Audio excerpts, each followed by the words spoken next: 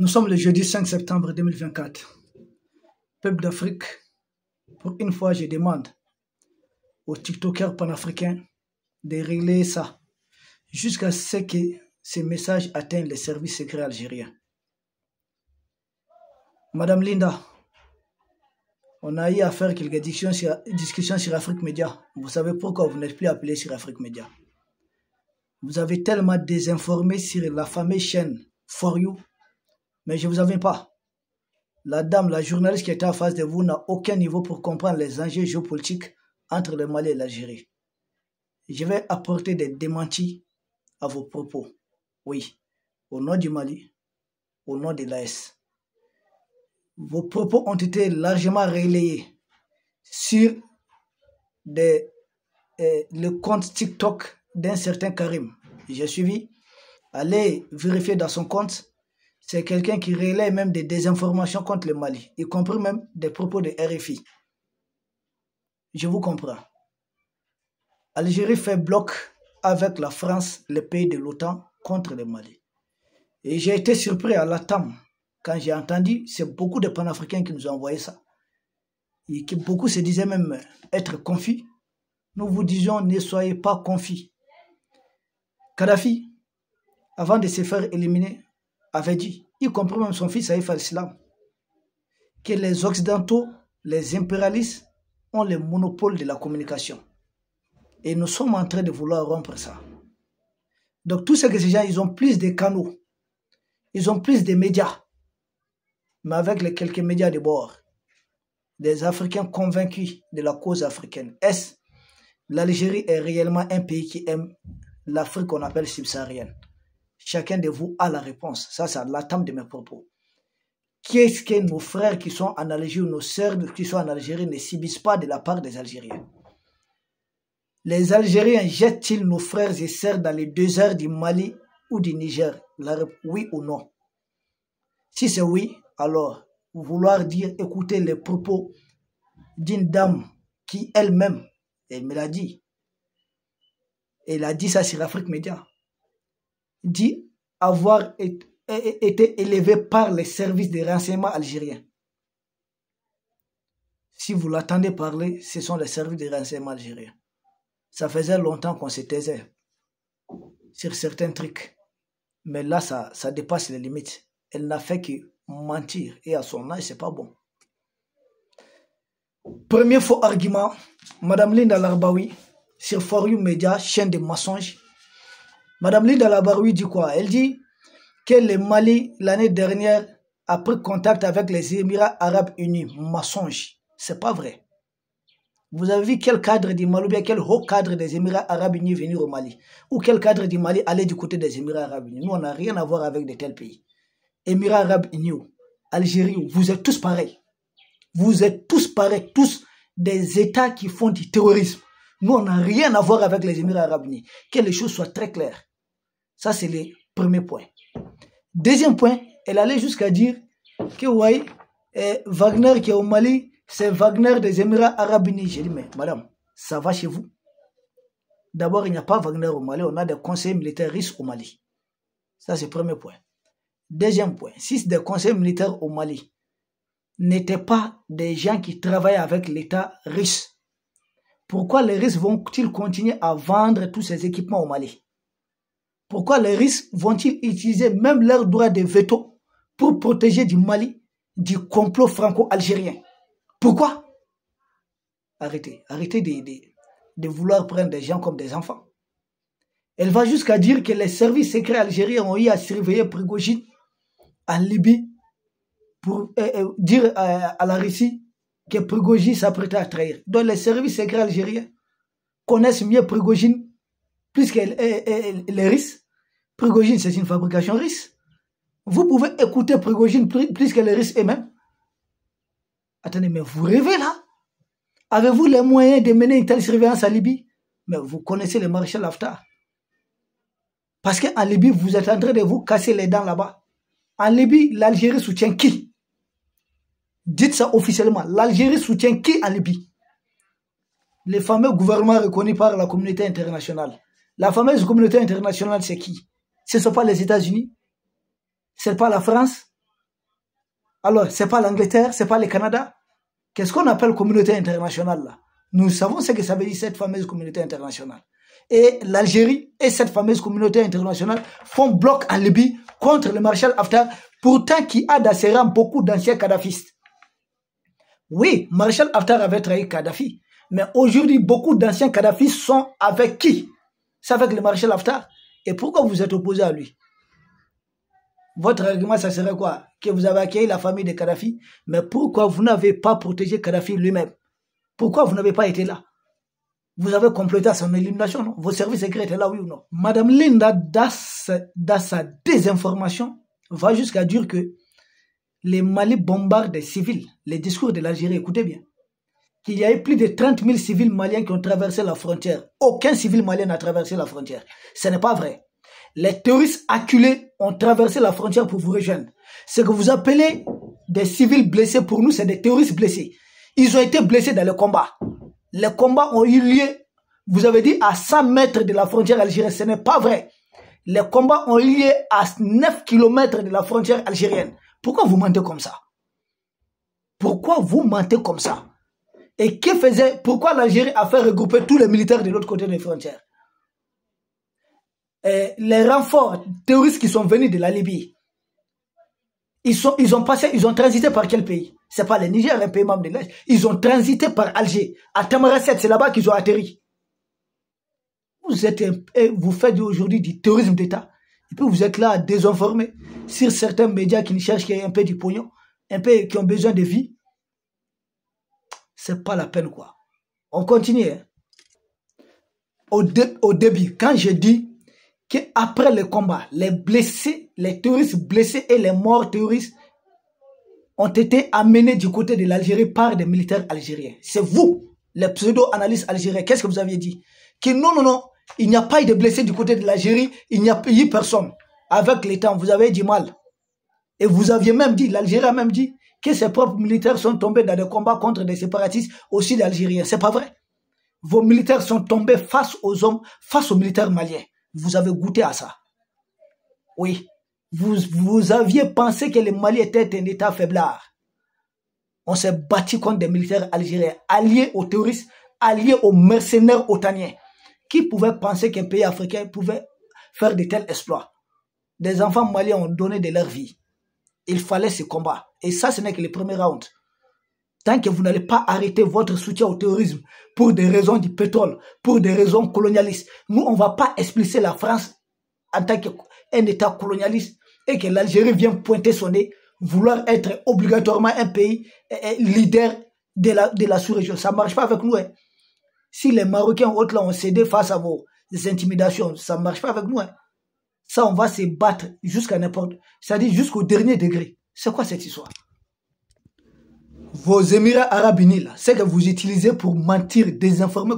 Nous, on n'a aucun lien avec les Émirats Arabes Unis. C'est entre vous, Arabes, là-bas. Oui, c'est entre vous, Arabes, là-bas. Foutez-nous la paix. On n'est pas dans vos histoires. Émirats Arabes Unis, Émirats. C'est Émirats Arabes tournés, oui. C'est quoi cette histoire? On n'a rien à voir avec vos histoires, là. Vous êtes tous pareils. Personne d'entre vous n'aime les Africains. Personne. Personne d'entre vous n'aime les Africains. Donc arrêtez de vouloir nous endormir. Un tel pays, c'est l'Algérie qui est avec les Africains, c'est les Émirats Arabes Unis. Vous êtes tous pareils. On dit un peu Fougoto. Madame Linda, dans sa désinformation, va jusqu'à dire que quand Bouteflika est arrivé au pouvoir, Alger, dans sa relance économique, est allé jusqu'à investir 4 milliards de dollars pour des recherches au nord du Mali. Recherche de pétrole, vous comprenez ce que ça veut dire. Mais c'est un mensonge. Pourquoi son âge, elle fait ça? Elle dit avoir envoyé des documents. C'est des documents fabriqués par des services de renseignement algériens. On n'en a pas ici. Et d'abord, ce que je vais vous dire. Si Alger là, avait noué des accords avec des politiciens maliens à l'époque pour chercher le pétrole au nord du Mali, c'est pourquoi? C'est parce que en 89, 90, 91, Alger a été derrière la fameuse rébellion des groupes terroristes. Et cela a abouti au premier accord, qu'on dit accord de paix, entre l'État central du Mali et ces terroristes-là, qu'on appelait à l'époque des rebelles. Cet accord-là, ça a été signé en 8 points. Et cet accord a été signé à Tamaracet. Linda, écoutez, si vous ne connaissez pas l'historique de la chose. Cet accord a été signé à Tamaracet. On appelle ça les accords de Tamaracet. Allez chercher seulement, tapez accord de Tamaracet. Vous aurez ça, c'est sur Internet. Et dans cet accord-là, qu'est-ce qui est dit? Il est dit, il y a un article, une ligne qui dit complètement un point qui dit que le Mali doit libérer certains passages qui sont des passages de pâturage. Mais ce n'était pas vrai. Alger était derrière. C'était des passages pour faire passer les stupéfiants, les trafics. Voilà. C'est pour cela. Et cela a affaibli l'armée malienne. Ça, c'était en 91. Le même accord n'a pas été respecté en 92. Les pseudo-démocrates de la conférence de Bâle, quand ils sont arrivés au pouvoir au Mali, ils ont fait signer ce qu'on appelait les pactes nationaux. Et là, c'est beaucoup de pages. Allez encore sur Internet, tapez les pactes nationaux. Lisez peuple d'Afrique. Vous allez voir que depuis là, c'est presque l'indépendance qui a été donnée à ces gens. Sous la roulette de qui? Sous la roulette d'Alger. Ça, c'est en 92. Après, il y a eu la flamme de paix de Tombouctou en 96. Aucun de ces accords n'a apporté la paix au Mali. Aucun. Tous ces accords ont été signés pour apporter la paix. En 91, en 92, en 96, rien. 96, nous sommes même allés jusqu'à brûler des armes à Tombouctou. Et on a fait saboter la plus grande caserne d'armes du Mali ici. Pour dire qu'un État démocratique n'a pas besoin d'une armée forte. C'est ça qu'on a mis dans la tête des pseudo-démocrates qui ont eu à diriger le Mali. Et Alger n'était pas loin. Et ce sont ces fameux démocrates-là qui ont sous-traité notre nord avec Alger. C'était un complot. Honte à vous. Quand le Maroc vous faisait avaler du sable, c'est le Mali qui a arraché un accord de paix à Bamako ici. Pour que vous ayez la paix. Quand la France vous faisait mordre la poussière, c'est le Mali qui vous a appuyé au niveau du front sud. Tout Bouteflika dont il parle là, il venait se cacher chez au Mali. Votre premier président, Ben Bella, il venait se cacher chez au Mali. Allez sur Internet, vérifiez tout ça. Alors, nous avons chassé, la France a supplié pour avoir une seule base au nord du Mali afin de continuer d'attaquer l'Algérie. Nous avons dit non. Aujourd'hui, les leaders terroristes du Mali se trouvent où? Où se trouvent les leaders terroristes du Mali? Ce n'est pas en Alger, à Alger. Où se trouve le fameux guide religieux qui tient à déstabiliser le pouvoir en place? Il accueille où? C'est pas à Alger. Vous accueillez chez vous toutes les personnes qui veulent déstabiliser le Mali. Les chefs terroristes là, beaucoup ont la nationalité algérienne. Vrai ou faux? Alors, l'Algérie, vous voulez dire que vous aimez les Mali plus que les Maliens? Vous pensez qu'on ne vous connaît pas? Vous êtes là à mener une politique raciale et raciste, que les Touaregs sont vos frères. Vous aimez les Touaregs plus que nous? Ils sont au Mali, vous êtes là, ils peuvent être vos frères plus que nous autres. Mais ce sont des Maliens. Chez nous, il y a des Touaregs gouverneurs. Et chez vous, la Kabylie là, qu'est-ce qui se passe là-bas? Qu'est-ce qui se passe au niveau de Kabylie là-bas? Tu es là à dire les populations d'Azawad. Il n'y a pas de population d'Azawad ici. Il y a des populations de Kabylie chez vous là-bas. Voilà, il y a des populations de Kabylie. Nous conseillons aux autorités de l'AS de tout faire pour entrer en contact avec les leaders séparatistes de la Kabylie. Il faut le faire. Hein. Il faut le faire. Nous demandons aux autorités de l'AS de mettre ça en œuvre. Mais c'est quoi ça? Vous êtes là derrière nos groupes terroristes et puis vous jouez au bon samaritain. C'est quoi? Ça, c'est quel genre de pays comme ça? Et parlant de sa désinformation, Mme Linda va jusqu'à dire qu'en 2017, que ces fameux Azamerdiens ont dit qu'ils vont renoncer au fédéralisme du Mali, mais en échange, il faut développer le Nord. Mme Linda, honte à vous. À votre âge là, honte à vous. Vraiment honte à vous. Je vais vous expliquer les choses. En 2017, les fameux gens là, vos fameux Azamerdiens là, les terroristes là, mais ils étaient déjà dans les fameux accords d'Alger qui leur garantissaient ça, ce traité. Montrez-moi un seul acte, un seul document, je vous défie, un seul document dans lequel, un document authentique, ces fameux gens d'Azamerd là disaient renoncer à leur combat de la division du Mali. Montrez-moi un seul document. Au contraire, à chaque fois, les Gatia c'est quoi? groupement d'autodéfense des Touaregs, Imégades et alliés. Gatia voulait prendre Kidal entre vos fameux touristes là qui contrôlaient Kidal. Ceux qui sont chez vous là-bas, Al-Gabas, Bilal, Al-Sherif et autres, les Iyadagali. Mais qui a tracé une zone pour que Gatia ne prenne pas Kidal? Kadia, ce sont des Touaregs. Des Touaregs qui se voient républicains. Et à leur tête, le général El Hadji Gamou. C'est des Touaregs qui ont combattu vos fameux Touaregs terroristes. Pourquoi vous ne dites pas cette vérité? C'est la MINUSMA qui a tracé un cordon de sécurité de 20 km. Et c'est Barkhane qui est entré au combat contre ces gens. Vous ne le savez pas. Et les services secrets algériens. Pourquoi le Mali a perdu la bataille de 2014 à Kidal? Mais c'est parce que Ber Mokhtar est venu en renfort des Serval. C'est ce qui s'est passé, non? Mokhtar Ber Mokhtar, il n'est pas algérien. Il a quitté la Libye, il a traversé l'Algérie pour entrer au Mali. Vous pensez qu'on ne connaît pas l'histoire de notre pays?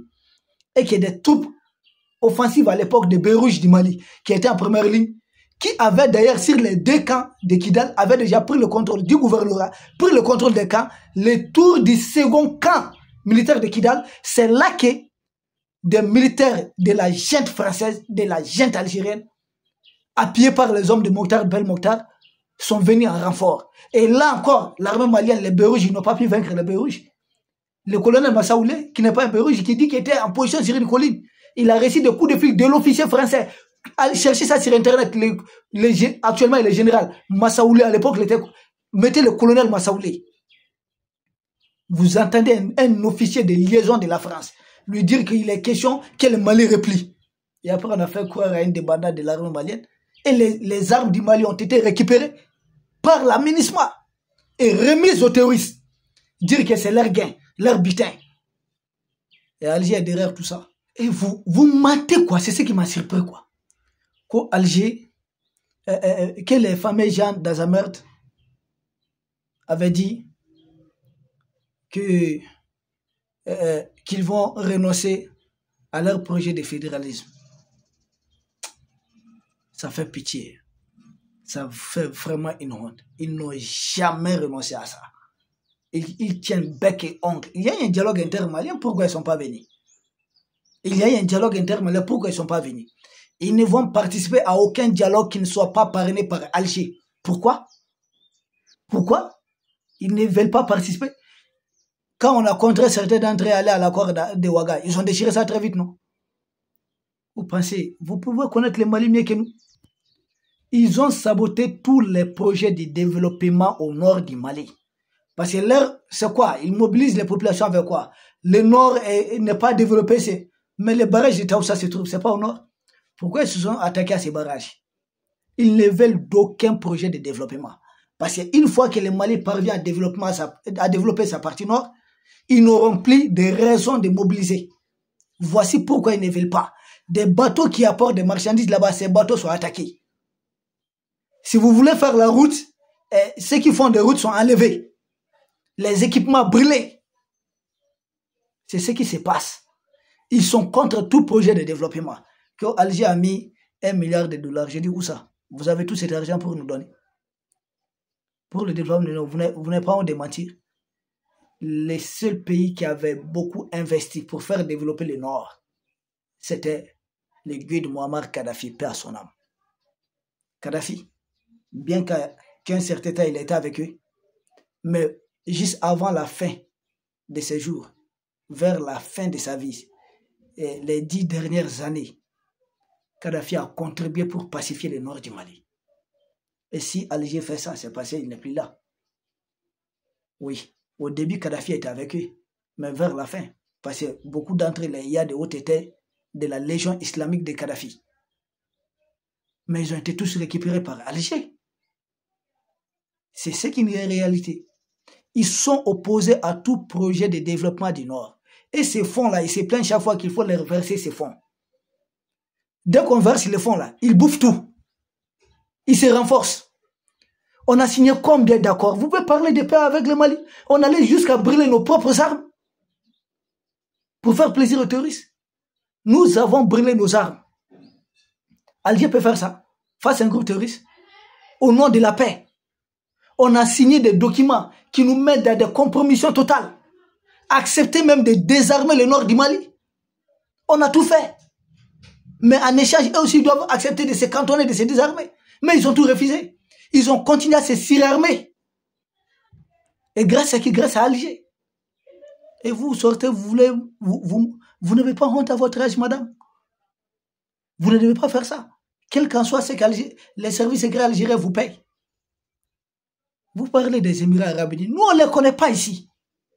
Émirats arabes unis, Alger, France, Amérique, vous êtes tous pareils.